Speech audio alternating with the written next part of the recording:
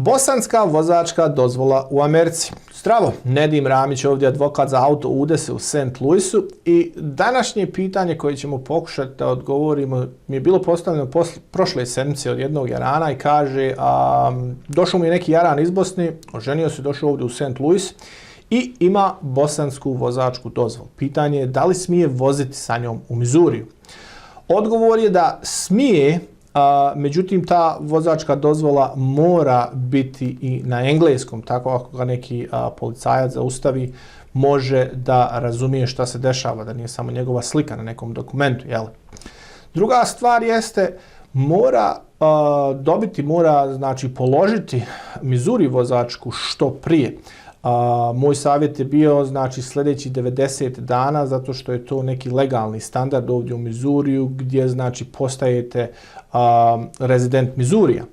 I ja sam mu rekao da mora izvaditi Missouri vozačku što prije i za Missouri vozačku mu treba bosanski pasoš koji trenutno ima, treba mu i 94 viza na koju je ušao, tako da može pokazati da je legalno ovdje u Americi i treba će mu neki račun, recimo od struje ovdje. Savjet je bio, ako se oženio već, neka te žena stavi na račun za struju, tako da to možeš ponijeti sa sobom kada budeš polagao vozačku dozvolu.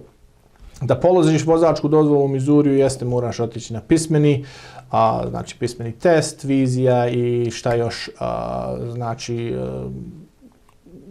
standardne stvari koji su potrebne na pismenom i normalno vozački ispit koji nije neki problem ovdje u Mizuriju. Jel? Druga stvar jeste, i ako budeš vozio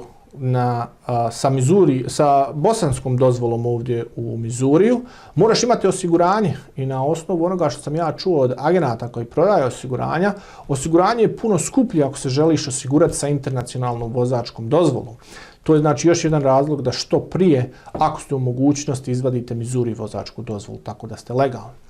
Drugi dio ovoga pitanja, i to je došlo kroz moju istragu šta se dešava ovdje u Mizuriju sa internacionalnim vozačkim dozvolama, jeste da li meni treba internacionalna vozačka dozvola ako idem van Amerike? Da li ja smijem voziti sa američkom vozačkom dozvolom, recimo u Bosni i Hercegovini?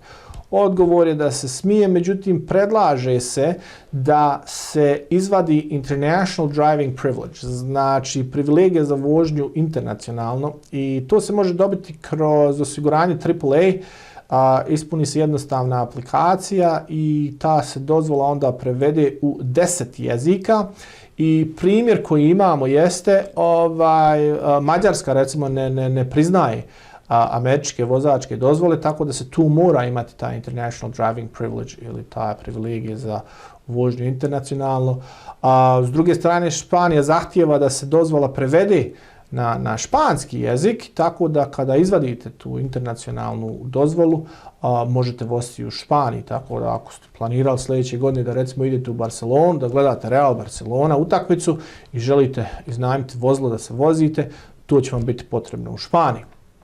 Nadam se da vam je ovo pomoglo i ako imate bilo kakvih pitanja, nazovite me na 314 352 6800. Hvala i prijatno.